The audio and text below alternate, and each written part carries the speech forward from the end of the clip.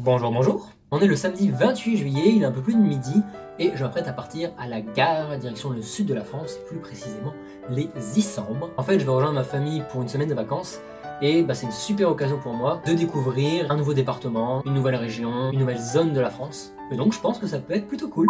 Enfin bref, vu qu'il est l'heure de décoller, eh bien je vais partir.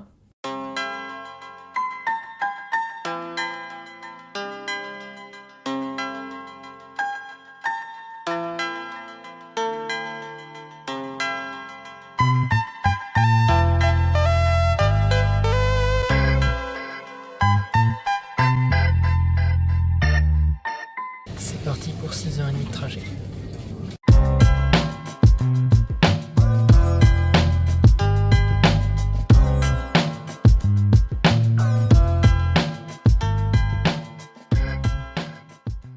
Bon, ça y est, je suis arrivé à la gare Saint-Raphaël-Val-Escure. Maintenant, il me reste juste un petit trajet en voiture et puis j'arrive à notre logement pour la semaine. Apparemment, il est plutôt sympa. Voilà! Donc, c'est une villa. Superficie de 154 mètres carrés. Au niveau des pièces, je vous donne 4 chambres, 3 salles de bain et 3 terrasses.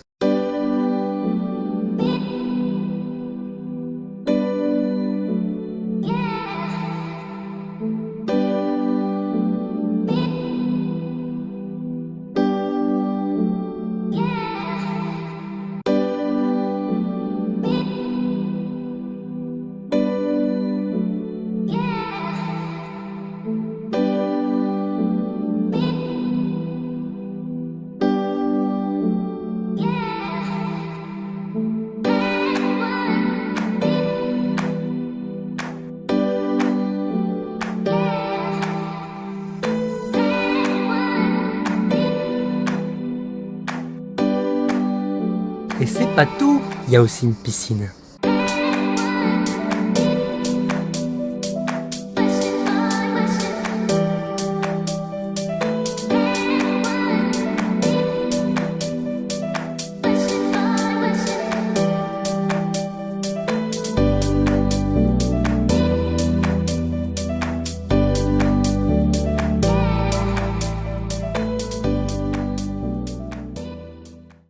Deuxième jour aux Issambres. Comme vous le voyez, le temps est assez clément. D'ailleurs, cette nuit, j'ai dû dormir sans drap. Franchement, j'ai rarement vu ça. Bon bref, je vais éviter d'extrapoler. Et maintenant qu'on est bien arrivé, qu'on s'est installé, qu'on va pouvoir commencer à visiter, ça peut être intéressant de vous faire un petit topo sur les Issambres et ses alentours. Avant d'évoquer les Issambres, il faut que je parle de Roquebrune-sur-Argence.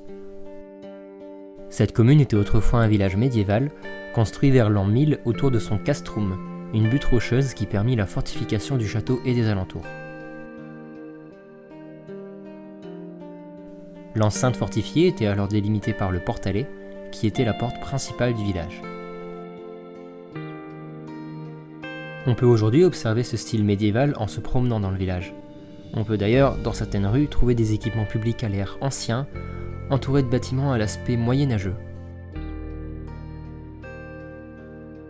On trouve même d'anciens affichages publics témoignant de l'époque médiévale et de la Renaissance, comme par exemple avec cet écriteau qui accompagne les vestiges des anciens remparts, ou encore cet extrait du journal de l'inquisiteur Émeric qui tentait à l'époque de combattre Satan et ses enfants. Le village est assez riche en fontaines, de styles différents, mais la plus célèbre et la plus importante est la fontaine vieille, au niveau de laquelle était acheminée l'eau des sources des Cavalières, ce qui permettait auparavant d'avoir de l'eau potable au sein du village. Celle-ci se situe juste à côté de la tour de l'horloge, le beffroi du village, qui date également de la Renaissance. Roquebrune dispose d'un riche héritage du catholicisme médiéval, avec notamment son église paroissiale qui, malgré un air rustique vu de l'extérieur, cache un intérieur majestueux et une ambiance fortement paisible. Le village dispose d'une vue assez dégagée sur les alentours, et notamment sur son rocher, haut de 376 mètres, qui offre aux randonneurs un panorama incroyable sur la vallée de l'Argence, le fleuve de la région. En termes de visite, je recommande la Maison du Patrimoine, qui, en plus d'une entrée libre, offre de nombreuses informations sur l'histoire du village et son évolution. Dans un autre style, la Maison du Chocolat et Cacao, dont l'entrée est également libre, expose de nombreux objets plus ou moins anciens en relation avec la fabrication et l'utilisation du chocolat au cours de l'histoire. Ainsi, vous voilà plus familier avec Roquebrune-sur-Argence. Enfin, pas tout à fait. En effet, nous venons de parler du village, qui ne représente que l'un des 3 quartiers de la commune. Alors que la Bouvrie et ses vignobles sont peu visités, les Issambres sont devenus au fil des années le paradis des touristes. En effet, les Issambres est en fait un quartier de Roquebrune-sur-Argence. C'est une station balnéaire très prisée pour ses paysages, son marché et sa plage, et dans laquelle fleurissent depuis plusieurs années de nombreuses villas. Les activités nautiques y sont légion, grâce à la proximité de la mer Méditerranée, et notamment de la baie de Saint-Tropez.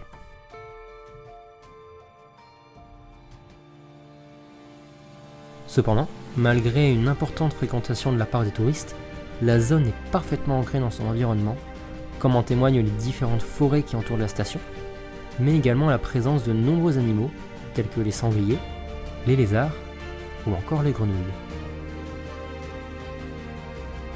Et c'est finalement tout cela qui permet aux Issambres et à Roquebrune de présenter un équilibre quasi parfait entre paradis balnéaire, nature et histoire.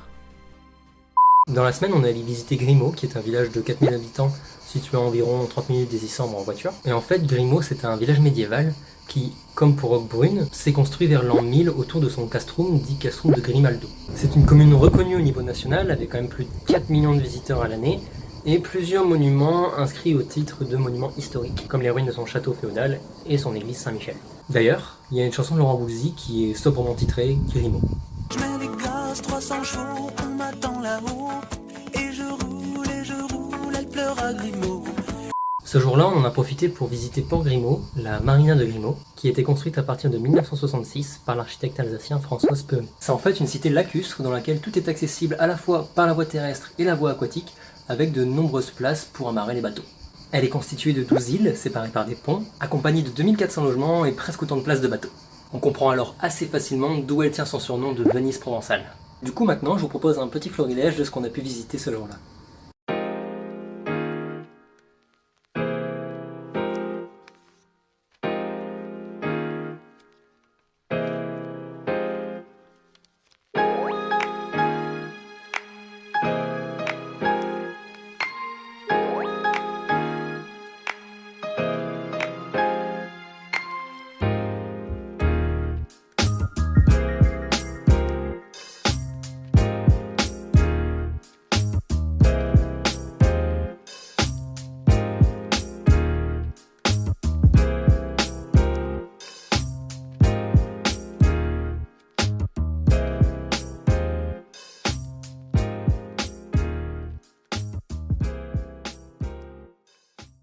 Bon, en cette fin de journée, on s'en va à Saint-Tropez. On prend le bateau tranquillement. Et du coup, je pense qu'il y a moyen de faire des beaux petits plans. Donc on va voir ce que ça donne.